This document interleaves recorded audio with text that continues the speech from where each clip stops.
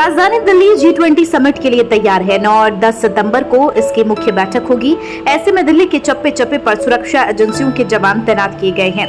साथ ही कई इलाकों में आवाजाही पर पाबंदी लगाई जा रही है। इस बीच बताया चले मॉरिशस के प्रधानमंत्री प्रविंद कुमार जुगनाथ दिल्ली पहुंचे, जहां उनका भव्य स्वागत किया गया। समिट में शामिल होने के लिए बाकी के मेहमान शुक्रवार से पहुंचना शुरू हो गए। G20 शिखर सम्मेलन के सुचारू संचालन को सुनिश्चित करने के लिए नई दिल्ली नगरपालिका परिषद एकीकृत कमान और नियंत्रण केंद्र अतिरिक्त निगरानी रख रहा है। वहीं G20 शिखर सम्मेलन से पहले दिल्ली में तिब्बती समुदाय ने 8 सितंबर को चीनी सरकार के खिलाफ विरोध प्रदर्शन की घोषणा की है।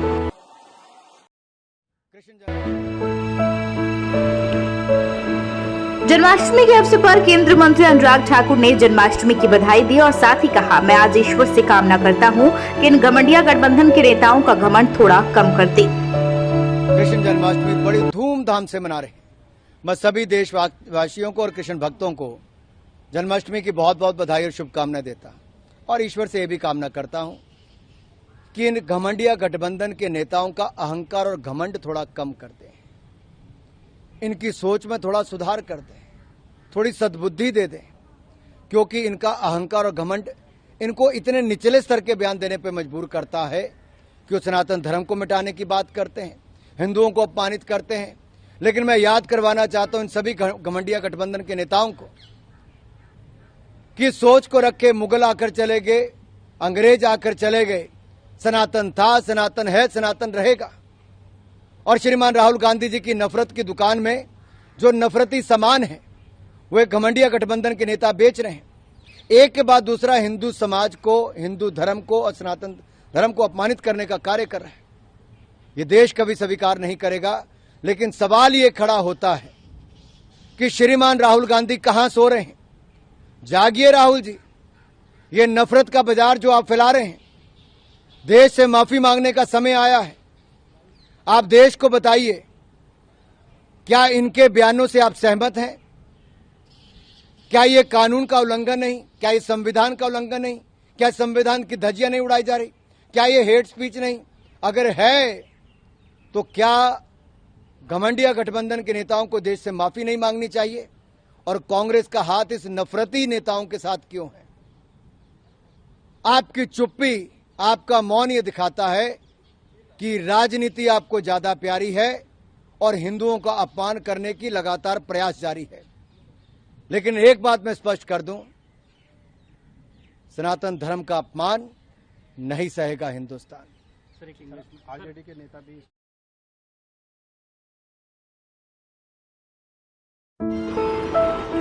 मथुरा वृंदावन में भगवान श्री कृष्ण का जन्मोत्सव यानी श्री कृष्ण जन्माष्टमी का पर्व मनाया जा रहा है। यहाँ के प्रमुख मंदिरों में 7 सितंबर की मध्यरात्रि 12 बजे कान्हा का जन्म होगा। इस मौके पर गली गली हरे कृष्ण से गूंज रही है। जन्मोत्सव का साक्षी बनने के लिए देश विदेश श्रद्धालुओं की भारी भीड़ पहुंची है। लल्ला के स्वागत के लिए मथुरा वृंदावन के दुल्हन की तरह सजाया गया है। मथुरा के श्री कृष्ण जन्मस्थान मंदिर पर मुख्य आयोजन शुरू हो गई है। श्री कृष्ण जन्माष्टमी पर भीड़ को नियंत्रित करने के लिए यातायात पुलिस ने ट्रैफिक डायवर्जन प्लान लागू कर दिया है।